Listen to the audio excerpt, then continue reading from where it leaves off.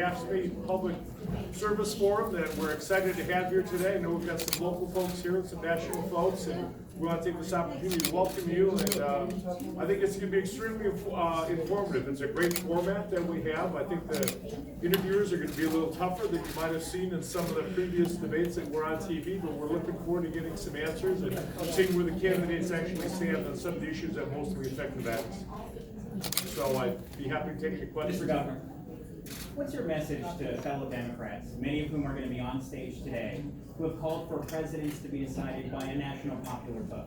Well, my concern is this, that, a lot of these folks have called me individually. I know an awful lot of these candidates, and they've asked for my support, my endorsement. And I've told them that the most important thing to do is get the support and get their message across to the everyday working men and women in our state and every state in the country. Let them know where they stand on issues that are most important.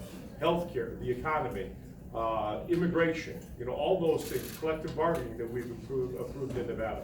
The issues clean energy that are most important around kitchen tables in every state in the country, and particularly in Nevada. Governor, are you going to endorse in the primary? I don't know if I'm going to endorse in the primary. I'm certainly not going to endorse yet. Like I say, my endorsement, in my opinion, is not as important as the men and women that are working in the state of Nevada. I get one vote, they get one vote. They mean just the same. A lot of friends have asked me. There's pluses and minuses with a lot of candidates, but I think we need this robust debate in order to whittle the field down and get to the right person coming into the general. Governor Sisolak, we signed into law $12 an hour minimum wage this session. Most of these candidates support a $15 an hour minimum wage. Do you think Nevada can sustain $15 an hour minimum wage? Well, we signed into 12. Unfortunately, some people wanted more, some people wanted less. Legislative is about compromise. I mean, we got there. They're talking about getting to $15. We actually got to $12 already. I think it's a great start. We'll see what happens in the future, but we work closely with the legislature and all the interest groups to get where we got to, and legislation is about compromise. Impression that any of the candidates in the debate earlier this week were overly critical of the Obama administration and the Senate? I'm a big fan of President Obama. I got to meet him several times. He did an incredible job improving our economy and improving the lives of everyday citizens. Their campaign strategy is up to them and their advisors. I mean, that's a strategy they choose to take. That's up to them. But I think the president did a great job for us. Governor, as someone in the executive branch, what advice do you have to these candidates in terms of what they should expect when they become president and having to try to wrangle with Congress to get their agenda through? Well, I think that, as I said, you have to learn to work with everybody, learn to work across the aisle to get, you're not going to get everything. I learned that in my first session as governor. I was a rookie at this, and we spent a lot of time on the county commission, and it was a little bit different, but it was a little bit the same. You don't get everything, and I pride myself in being able to make a compromise and make a deal, and if everybody walks out of the room getting a little bit angry with you, it's probably a good deal. That's what I'd suggest. Governor, a lot of these candidates are going to be appealing to the union members in this state. There's a high population of them here. What advice would you have for them as being your constituents as to how they can appeal to the people in Nevada, union workers? The first thing they need to do is to appeal to the people in Nevada is understand it's pronounced Nevada. And I've given a lot of them that advice, and we've met one-on-one along the way here. What I suggest that they do is understand fully the issues that affect working men and women. I mean, you're in this on a daily basis, but the working men and women are worried about their kids going to school, buying them school supplies in the next couple of weeks, paying their rent, paying their car payment. How are the issues that are impacting the country, whether or not they're tariffs, their minimum wage, their immigration, their healthcare, affecting day-to-day families?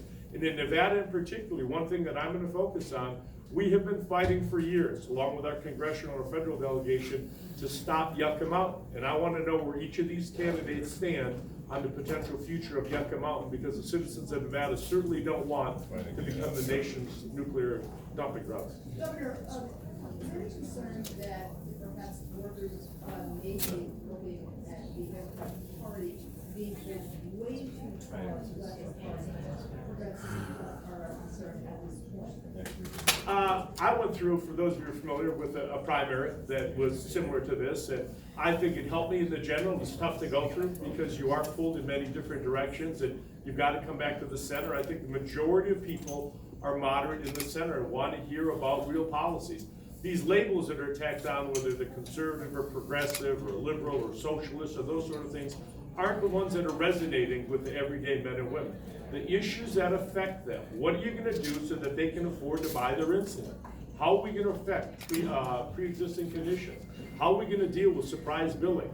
Those are the things that regular, everyday families wanna know about. That's what's most important. Governor, as an expansion state, obviously we get a lot of federal dollars, hundreds of millions, projections toward $1 billion in the coming years. Any understanding of how a Medicare for All plan would affect that from many of these candidates? Well, we established a patient protection commission in Nevada during the last session that's gonna deal with any potential impact of a Medicare for All. The plans that you're seeing these candidates all proposing are a little bit changed, or tweaking them a little bit to try to get an understanding. I think the vast majority of citizens that I talk to, and I mean on a daily basis, our citizens don't understand the complexities of some of these issues. They're concerned about the fact that they have insurance for their jobs. Are they gonna be able to keep that insurance? Are they gonna be able to keep their doctors? Are they gonna be covered with a pre-existing condition that their child might have? Are they gonna be able to afford their prescriptions? During my campaign, I met a couple in northwest Las Vegas that they were literally cutting blood pressure medication in half so that the husband and wife could both get half of a pill. That's what they're concerned about, that they'll be able to afford their prescriptions, they'll be able to afford adequate health care coverage for their families. Last question. Governor Sisolak, as you know, UNLV is the most diverse college in the United States.